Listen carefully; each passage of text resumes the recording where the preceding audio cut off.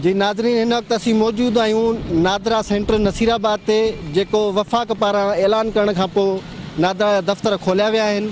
नसीराबाद जो नादरा जो दफ़्तर बि खोलियो वियो आहे, पर हिते SOP तहत जेका समाजी विथी रखणी हुई, उहा समाजी विथी हिते कहिड़े तरीक़े सां रखी वई आहे, उहा अवई पाण ॾिसी रहिया आहियो त हिते समाजी विथीअ जो को बि ख़्यालु न रखियो वियो आहे। अवाम जी पीह मौजूदु आहे, जॾहिं त हुकूमत जे तरफ़ां ठहियल SOP तहत 4 फुट जो फ़ासिलो रखिणो आहे। उहो समाजी फ़ासिलो हिते बरक़रार कोन्हे को। केतिरा ई मर्द, केतिरियूं ई औरतूं हिते ॾिसो त रश कयूं बीठा आहिनि। अवाम जी पीह मौजूदु आहे, जितां जेकॾहिं ख़ुदा न ख़्वास्ता कंहिं में करोना जो वायरस हूंदो त हीअ सभु माण्हू न वायरस में न रुॻो वठिजी वेंदा, इहो वायरस पूरे इलाइक़े में फैलिजी वेंदो, इन जो तमामु घणो नुक़सानु थींदो। हिन वक़्तु असीं नादरा ऑफिस ते बीठा आहियूं, जंहिंजा तव्हांखे मंज़र ॾेखारे रहिया आहियूं त हिते अवाम जी पीह मौजूदु आहे।